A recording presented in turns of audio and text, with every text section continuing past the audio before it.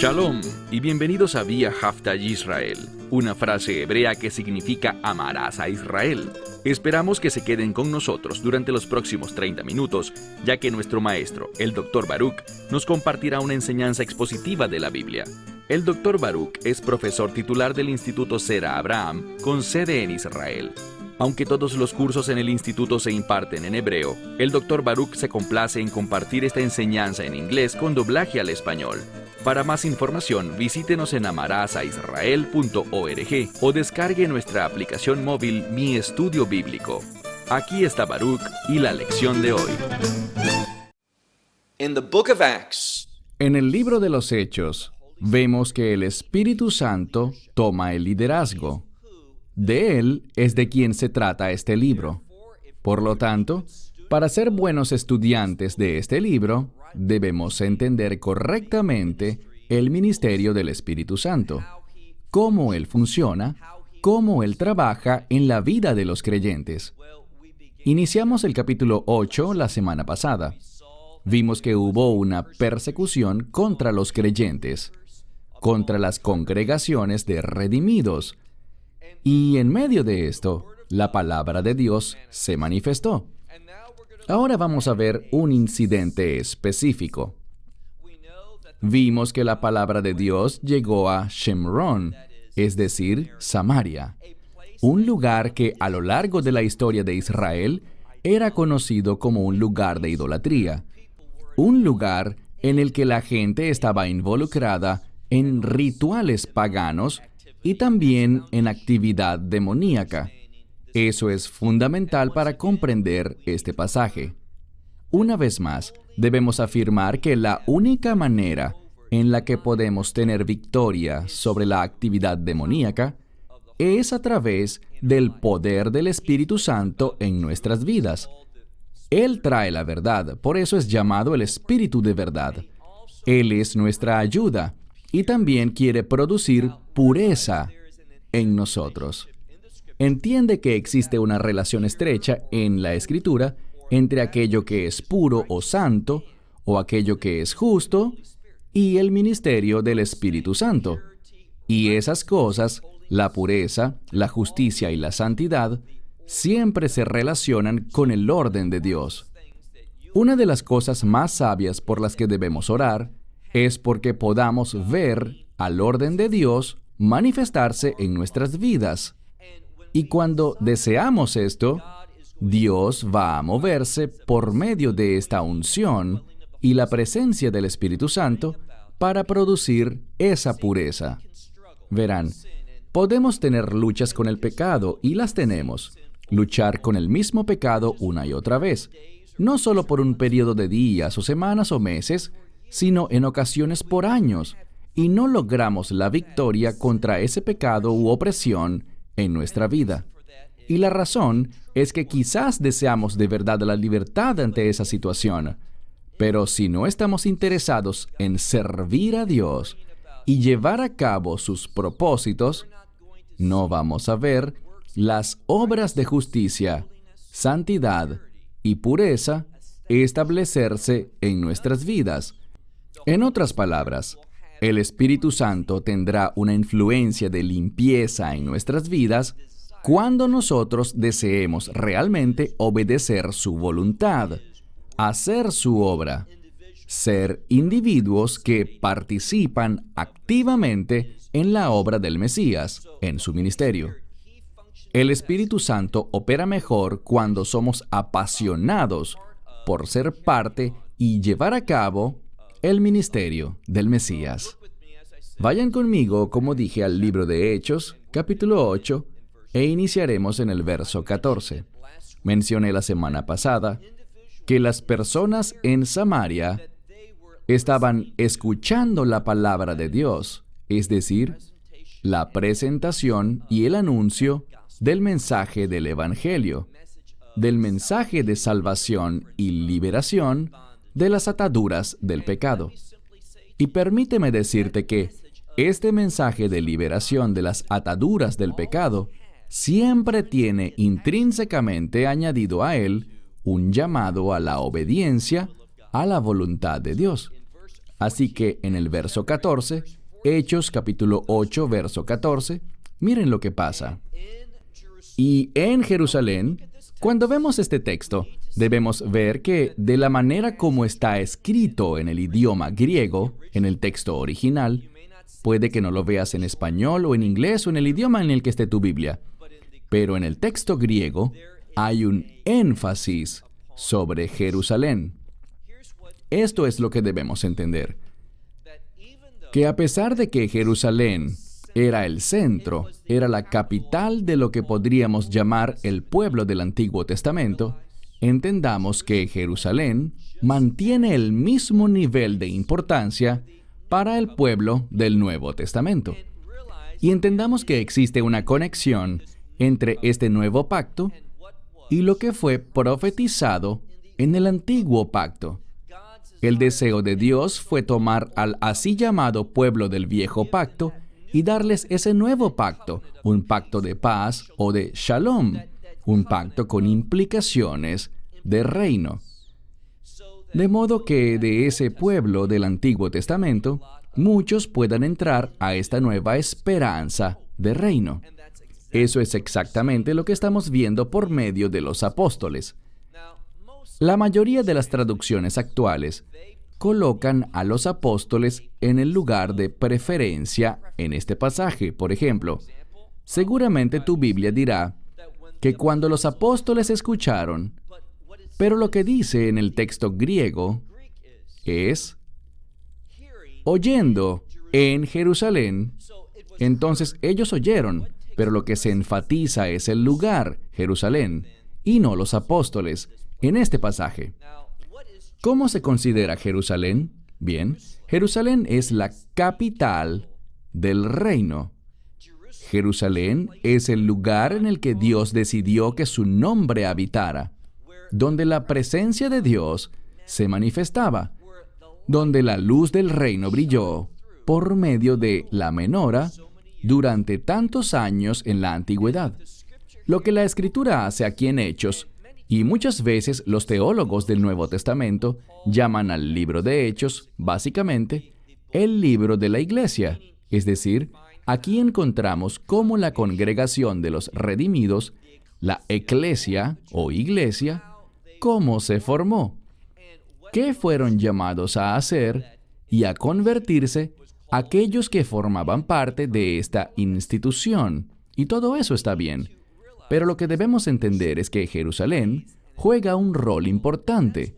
Y por esto es que cuando veas a algún maestro que te diga que Jerusalén ya no tiene importancia en los planes de Dios para el presente y el futuro, tal maestro está tristemente equivocado. Debes preguntarte, ¿por qué alguien querría restarle importancia a Jerusalén?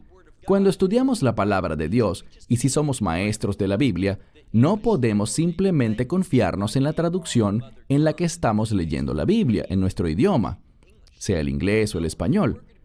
Si queremos enseñar la palabra de Dios, debemos buscar el texto en su forma original. Y tú puedes hacer eso hoy en día con diferentes herramientas, programas de computadora que te permitirán hacerlo muy rápidamente. Así que no hay excusa. Cuando leemos este texto dice, y orando en Jerusalén, Jerusalén es enfatizada. Los apóstoles, que Samaria recibió la palabra de Dios, es muy importante, y lo veremos en todo este pasaje, que hay un énfasis sobre la palabra de Dios. Y esta frase, la palabra de Dios, tiene que ver con los propósitos de Dios. Es un término que se refiere a lo que yo llamo los planos de Dios. Así que Dios tiene un plano, Él tiene un propósito, y ahora Samaria está respondiendo a ese plano. Esto me hace preguntar, ¿qué hay de nosotros? ¿Estamos siguiendo los planos de Dios para nuestra vida? ¿Nos interesan? Cuando Dios nos revela ese plano, lo que desea de nosotros, ¿somos rápidos para llevarlo a cabo? ¿De verdad nos interesa? A Samaria sí le interesaba. Repetimos, y oyendo en Jerusalén los apóstoles que Samaria había recibido la palabra de Dios, noten lo que pasa. Ellos no se regocijaron, no alabaron a Dios, no dijeron, claro, sabíamos que la palabra se esparciría. Noten lo que hicieron. Les enviaron a Pedro y a Juan. Y tenemos que preguntar, ¿por qué? ¿Por qué estaban enviando a estos dos apóstoles principales a ese lugar? Una vez más, debemos hacer una pausa y recordar algo. Me refiero a que en el libro de los Hechos vemos verdades fundamentales con respecto al ministerio del Espíritu Santo. Y aquí vamos a ver que existirá un énfasis a lo largo de los siguientes versos sobre los apóstoles, un cambio interesante. Primero vimos que se enfatizó Jerusalén, con el fin de mostrar una continuación, que tal como era en el antiguo pacto, lo sigue siendo en esta nueva dispensación. Jerusalén sigue estando en el centro, en el corazón de la adoración a Dios y de los planes y propósitos de Dios. Jerusalén todavía sigue conservando su rol protagónico. Pero ahora, el autor del libro de los Hechos está avanzando y buscará que entendamos la importancia del liderazgo apostólico. La palabra que debe venir a nuestra mente es autoridad. Vemos en el libro de los Hechos una transferencia de autoridad. El libro de Hechos presagia, y lo sabemos porque leemos en los Evangelios, que Jerusalén, y me refiero principalmente al templo, pero a la ciudad también, en el año 70 después de Cristo, será destruida. Entonces, ¿qué ocurre? Sin templo, no hay un grupo de líderes, sacerdotes, ni tampoco levitas. Ya no pueden funcionar tal como ocurre hoy en el judaísmo. Los sacerdotes y levitas ocupan una posición secundaria, bien lejos en importancia con respecto a los rabinos, que son quienes dominan. Lo que descubrimos aquí en el libro de los Hechos es que debido también a este presagio de la destrucción del templo y la ciudad de Jerusalén, emerge una nueva autoridad, y esa autoridad es representada por los apóstoles. Esto es importante porque si comprendemos correctamente este pasaje, esto es lo que el texto busca enseñarnos y revelarnos. Leamos de nuevo la segunda mitad del verso 14. Y les enviaron, es decir, al pueblo que recibió la palabra de Dios en Samaria, les enviaron a ellos a Pedro y a Juan, quienes, tras descender, noten lo que hicieron, tras descender desde Jerusalén, oraron por ellos, con el fin de que recibiesen el Espíritu Santo. Una de las afirmaciones que podemos hacer es la siguiente, que existe una relación entre recibir la palabra de Dios y recibir al Espíritu Santo. Y cuando decimos la palabra, nos referimos más precisamente al Evangelio. Cuando alguien recibe la palabra del Evangelio, eso los traerá a una relación con el Espíritu Santo. Bien, vamos a ver pasajes en la medida en la que avanzamos en este libro de Hechos. Veremos pasajes que muestran que la gente creía y de inmediato el Espíritu Santo era derramado sobre ellos. Eso se convierte en la norma. Uno cree y recibe al Espíritu Santo. Él cae sobre la persona y habita en ella para obrar, ministrar, para llevar a cabo esa transformación gloriosa que la fe en el Mesías Yeshua produce en cada creyente. Pero aquí estamos viendo algo que ocurre por primera vez. Ahora, en el área llamada Shamrón o Samaria, es la primera vez que el Evangelio era predicado y recibido en este lugar. Por lo tanto, esta primera vez tiene un aspecto único. Lo que este pasaje está haciendo es mostrarnos la autoridad de los apóstoles sobre ellos, sobre estas personas en Samaria. ¿Y cómo podemos ver este aspecto? Llegaremos allí en un momento. Repasemos entonces. a la mitad del verso 14, donde dice, les enviaron, lo primero que hicieron es que les enviaron a Juan y a Pedro, literalmente primero Pedro y luego Juan, quienes, verso 15, descendiendo a este lugar, dice, oraron por ellos, de modo que recibieran el Espíritu Santo. Leamos al verso 16. Porque, y esta es una declaración muy importante, la manera como está escrita en el texto bíblico la enfatiza, la resalta. Porque hasta entonces, Él no había caído sobre ninguno de ellos. Entonces, hasta este momento, Él, refiriéndose al Espíritu Santo, no había caído sobre ninguno de ellos. Si esta fuera la norma en todas las Escrituras, y en este caso me refiero a todo el libro de Hechos y después, en la era de la Iglesia, no necesitaríamos esta expresión. Si así fuera la norma, esto se repetiría en todo el texto. Viéramos ejemplos similares a lo largo de las Escrituras y sería afirmado. Pero esta frase, léela con cuidado, iniciando en el verso 16, dice, Hupor, Gar, Hein, Ep, Udeini, Afton, y luego el verbo epi, pep, tokos, que significa literalmente, pues no todavía, Él había caído sobre ninguno de ellos. Lo que literalmente dice, y en griego es válido usar un doble negativo para enfatizar ese aspecto, mientras que en inglés un doble negativo convierte la frase en positiva. Debemos pensar bíblicamente en griego y no desde una mentalidad diferente.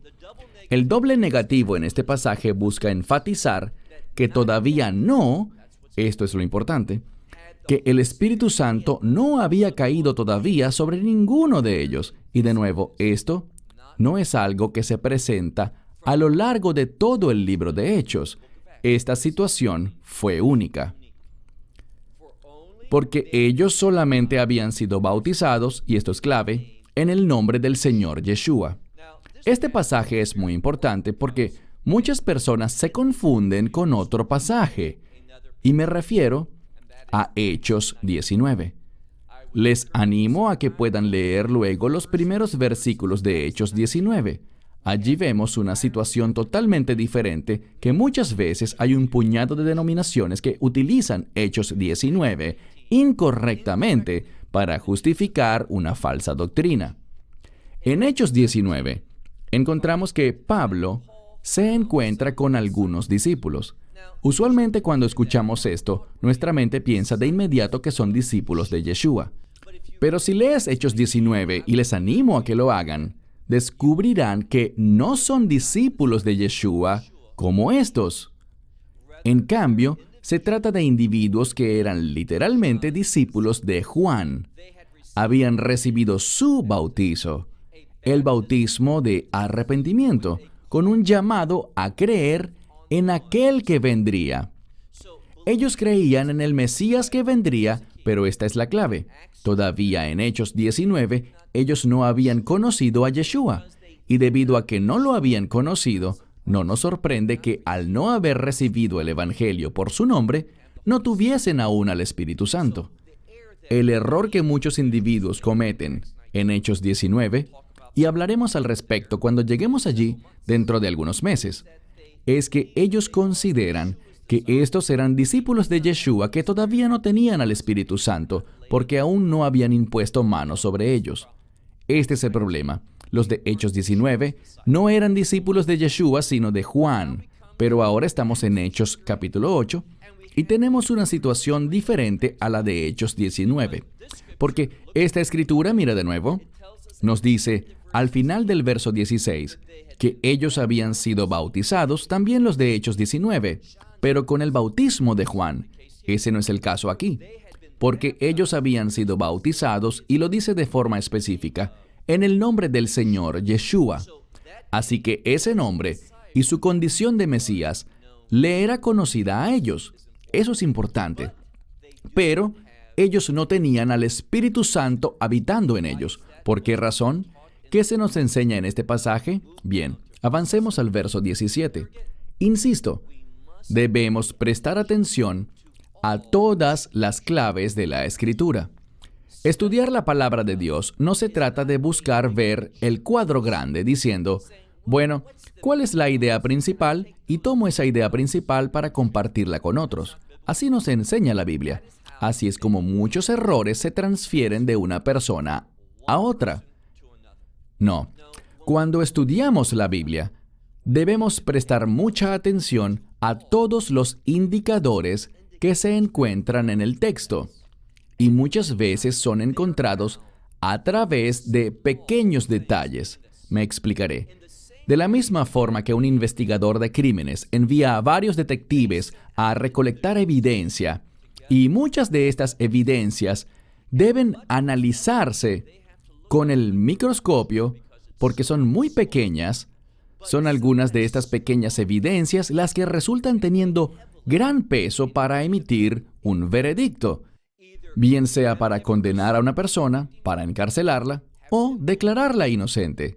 De la misma manera, con frecuencia los pequeños detalles pueden ser indicadores de gran importancia en el texto bíblico.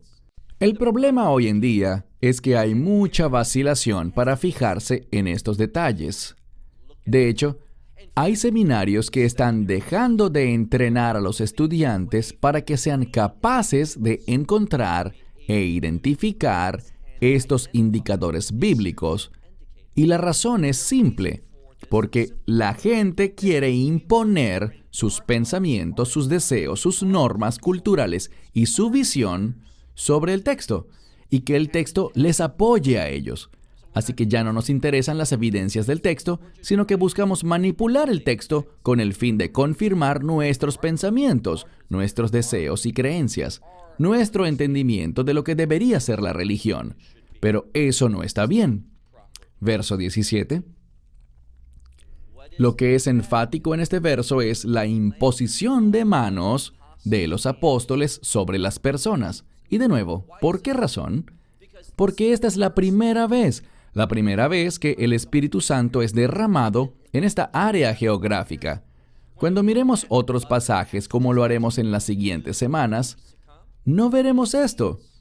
Es solo la primera vez que el Evangelio salió hacia esta región de Samaria. Así que, verso 17. Entonces, impusieron las manos sobre ellos y recibieron al Espíritu Santo. Mira esta frase, este verbo, imponer. El sujeto son ellos, los apóstoles. El artículo definitivo son sus manos. Y el verbo es imponer. Lo que debemos preguntarnos es, ¿en qué tiempo está el verbo? ¿Está hablando esto sobre algo que sucedió una sola vez? ¿Algo que ocurrió y seguirá ocurriendo? ¿O será algo que inició, pero que tendrá un final? Y el tiempo nos lo dirá. Por ejemplo, el tiempo aoristo griego nos habla sobre un evento en el pasado o quizás un evento completo en su totalidad.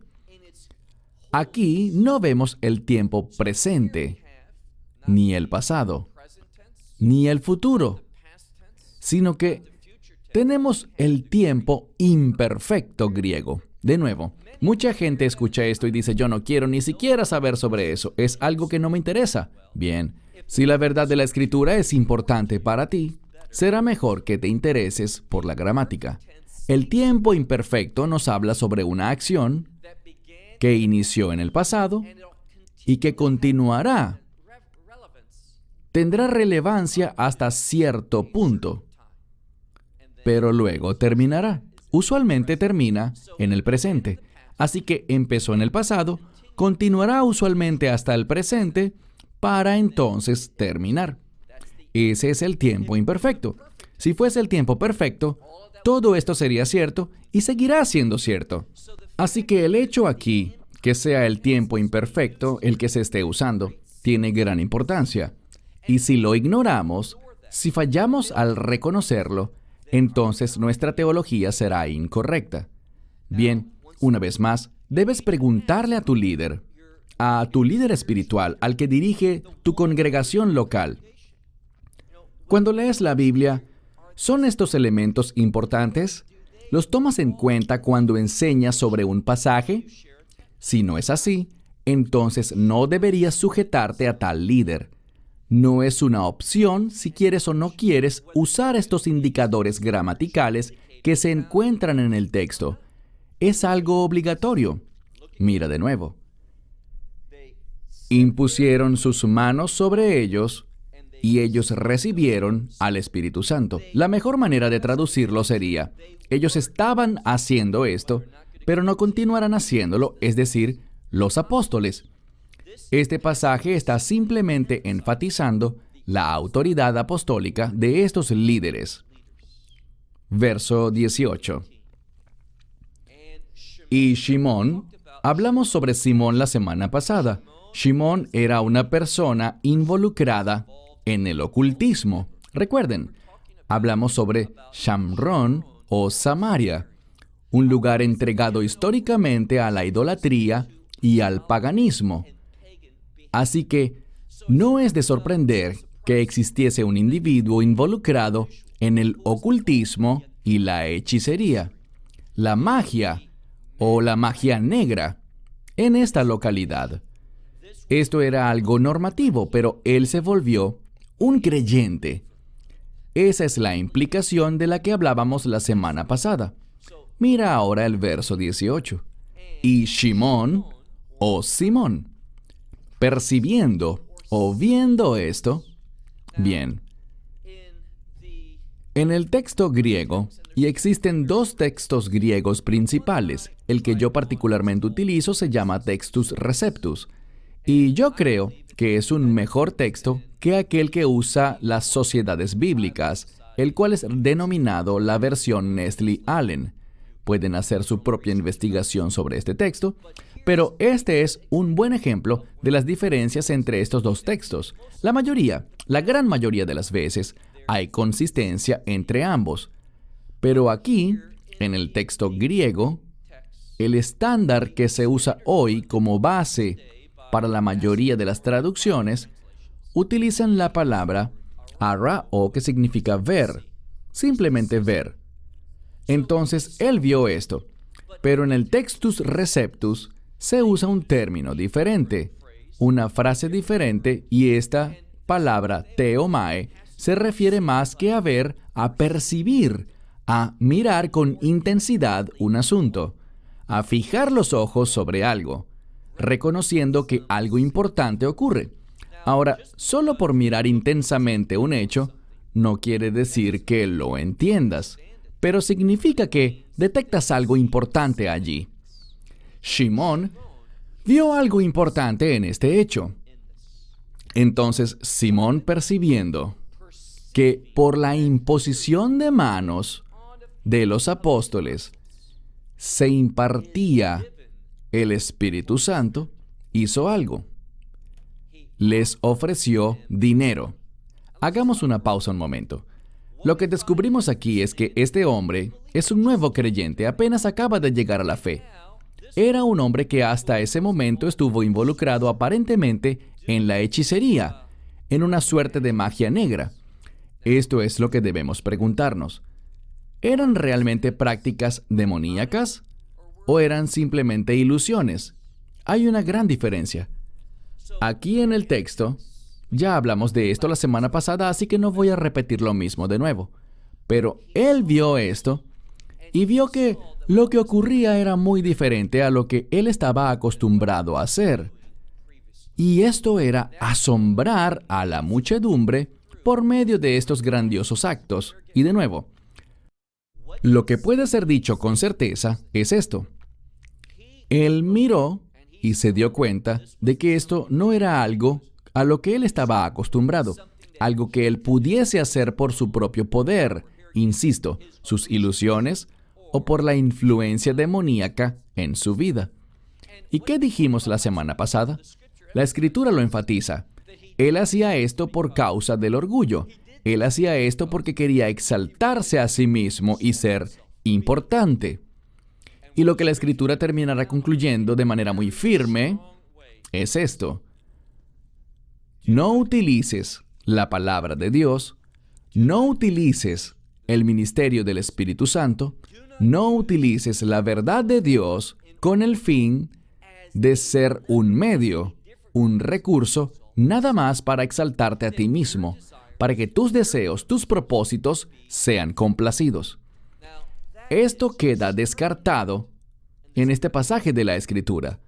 Y mi problema es el siguiente, que cuando miro muchas de las enseñanzas populares dentro de la iglesia cristiana, veo que muchos de los que son exaltados por el mundo y por buena parte de la iglesia son aquellos que utilizan la palabra de Dios como una suerte de hocus pocus, con el fin de exaltarse a sí mismos y decirte que Dios quiere hacer realidad tus sueños, tus metas, darte éxito en todo lo que deseas.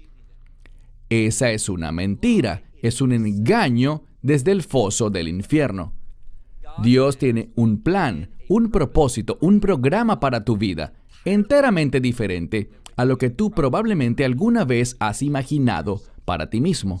Él quiere hacer algo diferente, no darte los deseos que tú anhelas, sino que Él quiere arrancar todo eso y darte un objetivo santo, arraigado en su voluntad y en sus propósitos.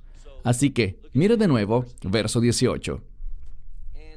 Y Shimón, percibiendo que por medio de la imposición de manos de los apóstoles es dado el Espíritu Santo, y debo pausar aquí de nuevo, para preguntarte lo siguiente, ¿bien?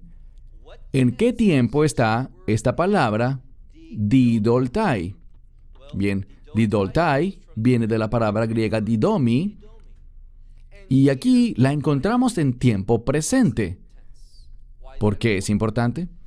Porque el tiempo presente usualmente nos habla sobre un evento que ocurre una sola vez. Si estuviese en tiempo aoristo, nos hablaría sobre algo que quizás era normativo, algo que se completaría en todos los tiempos, o una visión holística de ver un asunto. Pero aquí el tiempo presente nos da una imagen de un evento único, de una actividad de una sola vez. El hecho de que esto se encuentre en presente pasivo, el Espíritu Santo era dado o es dado, ¿cómo se debería traducir realmente? El pasivo es dado. Es decir, que algo causó que el Espíritu Santo fuese dado. ¿Qué lo causó? La imposición de manos. A esto es a lo que el pasivo apunta. Por la imposición de manos. El presente dice que esto fue algo de una sola vez. No será siempre que los apóstoles tendrán que hacerlo, como si siempre que el Evangelio sea predicado en Samaria o en cualquier otro lugar, ellos tendrán que ir después de la primera vez y siempre tendrán que estar allí para imponer sus manos, porque solo por medio de los apóstoles, de generación en generación, el Espíritu Santo será dado. Eso es ridículo, así no funciona. Esto realmente es un evento de una sola vez. ¿Por qué? ¿Cuál es el mensaje del texto?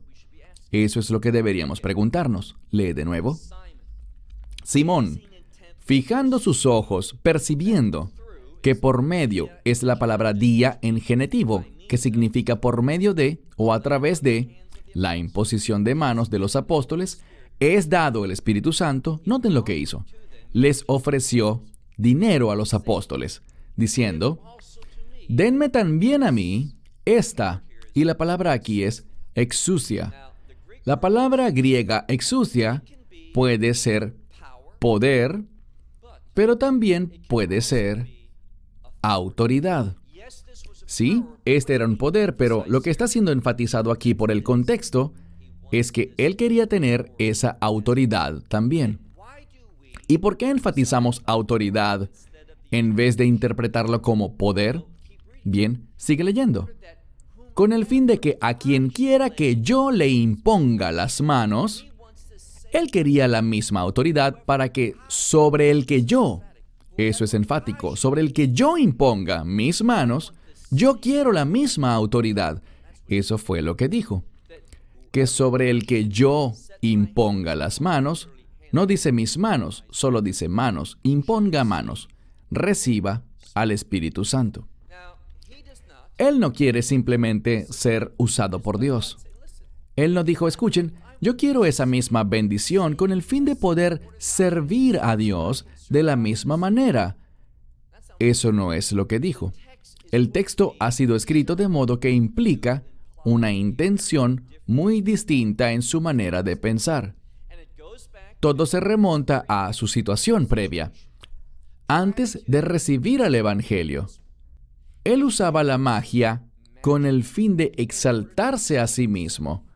Y ahora él dice, wow, he aceptado a este Yeshua y ahora tengo una manera aún mejor para exaltarme a mí mismo. Dame esa autoridad a mí. Él no dijo, todos tenemos esa capacidad. ¿Esta es la norma para todo creyente? Él no hizo esa pregunta. Él quería que le fuese dada de manera única a él y estaba dispuesto a pagar generosamente por ella. Por lo tanto, noten la respuesta. Pasemos ahora al verso 20. El verso 20 es un pasaje clave que nos ayuda a llegar a la conclusión correcta. Pedro no dijo, sabes, estás equivocado. Necesito explicarte esto mejor. Tú debes comprender bien este asunto. No. Pedro se enojó mucho porque discernió cuál era el deseo de Simón. Él quería tener esa misma autoridad para seguir siendo exaltado como alguien especial en el área. Así que Pedro le dice, verso 20, y Pedro le dijo, duramente, miren lo que dice, duramente no está en el texto, yo lo agregué, pero Pedro le dijo, tu plata contigo. Él ata aquí, y quizás en tu Biblia el orden no sea el mismo, pero en el texto griego, el orden es importante. Tu plata contigo sea para tu destrucción. Lo que dijo es lo siguiente. Cuando le das importancia al dinero como el recurso principal en tu vida para obtener lo que deseas, esto te producirá destrucción. Y esto está emparejándose con algo, con el mismo pensamiento. Ahora yo puedo usar al Espíritu Santo para exaltarme a mí mismo. No. El propósito del ministerio del Espíritu Santo es exaltar a Dios, no para cumplir tus metas, no para que tú seas enaltecido, sino para que Dios sea enaltecido por medio de tu vida. Simón no entendió eso. Simón, en este tiempo, no estaba interesado en eso. Él todavía conservaba su mentalidad de no creyente, buscando exaltar su ego. Así que Pedro dijo, y empieza diciendo pero, o sea, en contraste con lo que Simón decía, pero Pedro le dijo, tu plata contigo sea para tu destrucción, porque el don de Dios, y esto es lo que se enfatiza aquí, el don de Dios, tú calculaste, tú pensaste, tú asumiste que por medio del dinero podría ser obtenido. Así es como opera el mundo. La perspectiva mundana es que todo tiene su precio. Si tienes el dinero suficiente, tú puedes obtener lo que desees. Y quizás esto sea la realidad en este mundo caído, pero no es la verdad en aquellas cosas que le pertenecen al reino. Así que en el mundo, el dinero es fundamental, pero en el reino lo fundamental es el ministerio del Espíritu Santo. Así que con dureza le respondió a Simón, dado que el don de Dios, noten el cambio, el don de Dios, tú asumes que por medio del dinero puedes obtener. Verso 21. Él dice aquí, no tienes tú parte ni suerte en esta palabra. ¿Qué quiso decir con esta palabra? En el ministerio de la palabra, en todo lo relacionado con la palabra, logos. Recuerden lo que mencionamos antes. Es una palabra que habla sobre los planos de Dios para su reino. su propósito en una situación dada, en la vida de un individuo.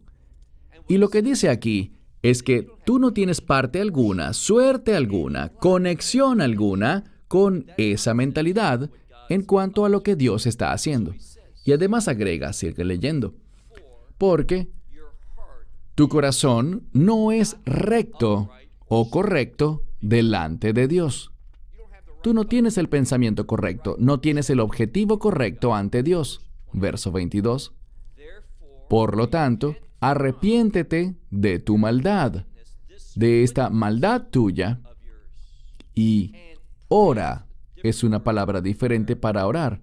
Es la palabra rogar, una palabra fuerte. Ora a Dios a ver si Él te recibe en esta intención de tu corazón. ¿Qué dice aquí? Muy importante. Simón tenía una intención incorrecta en su corazón, un propósito equivocado. Y cada día, a lo largo del día, deberíamos preguntarnos, ¿tengo yo la intención correcta en mi corazón?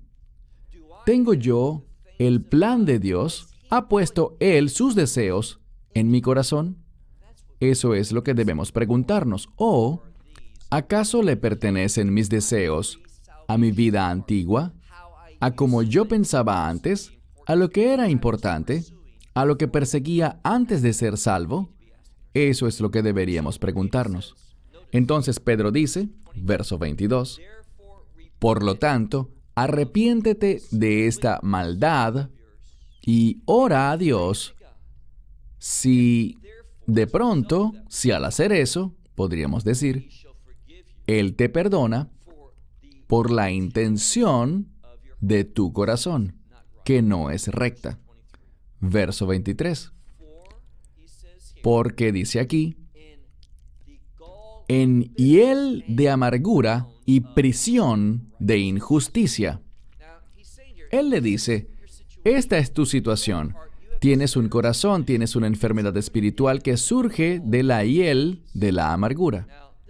Esto es muy significativo porque esta idea de la hiel de la amargura significa que tú realmente no te agradas a ti mismo.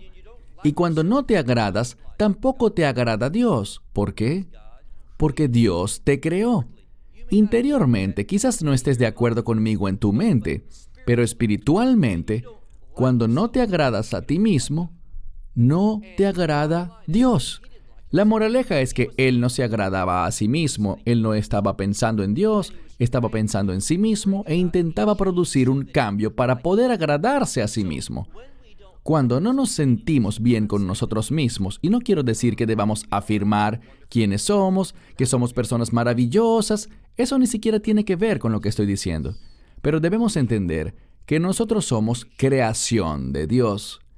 Y necesitamos entender, la única manera de ser fieles al servir a Dios es que te afirmes a ti mismo como su creación y que tú tienes valor porque Dios te hizo.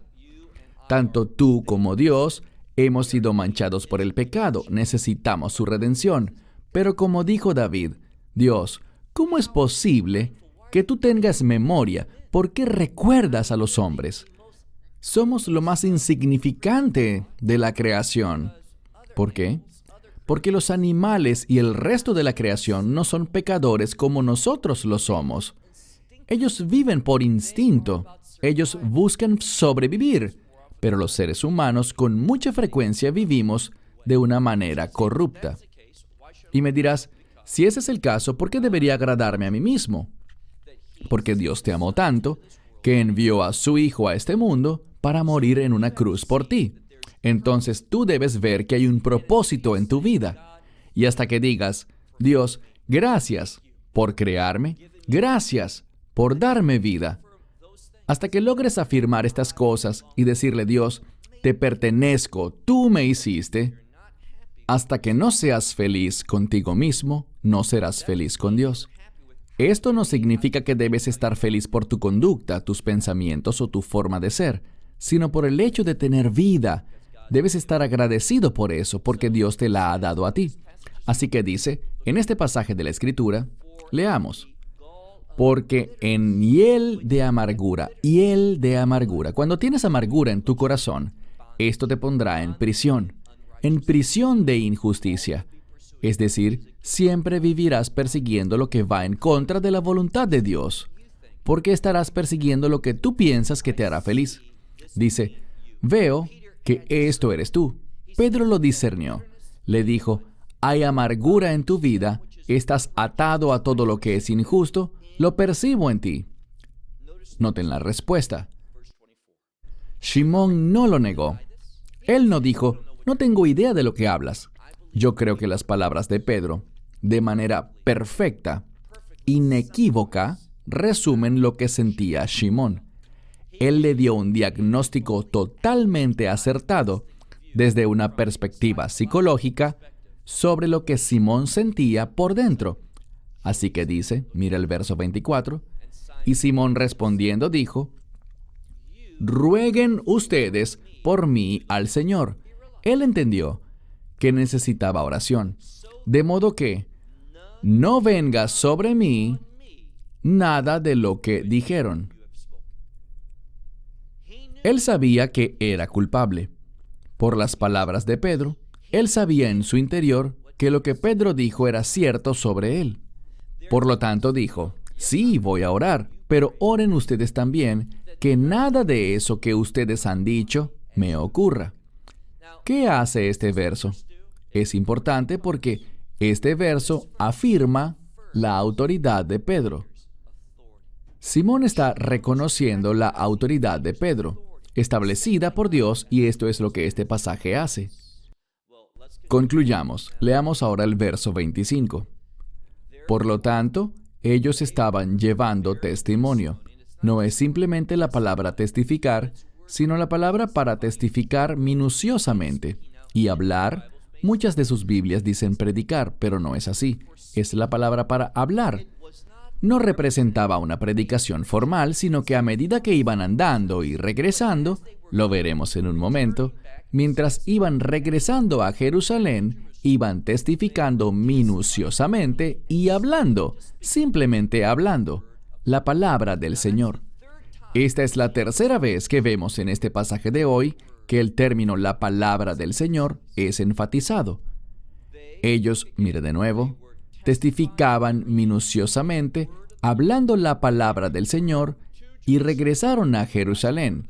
Y la última parte de este verso implica que en la medida en la que regresaban, en muchas otras villas de Samaria, ellos evangelizaban.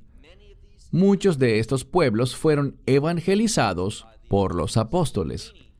Es decir, ellos fueron allí con un propósito.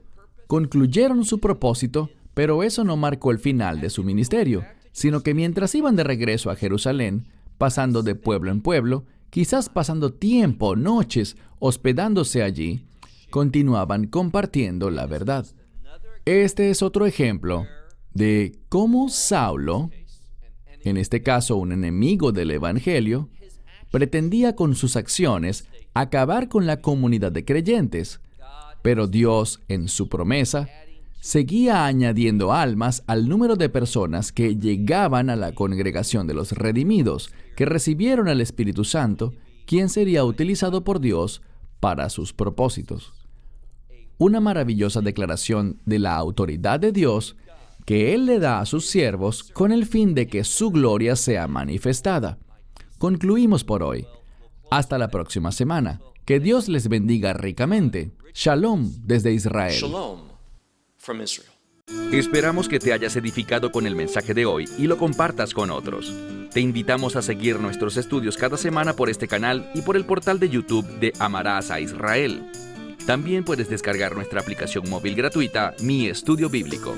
Finalmente, para obtener más información sobre nosotros, visita nuestra web amarasaisrael.org, donde encontrarás otras conferencias de Baruch en audio, video y texto. Hasta el próximo programa. Que el Señor te bendiga en Yeshua HaMashiach, Jesús el Mesías, mientras caminas con Él. Shalom desde Israel.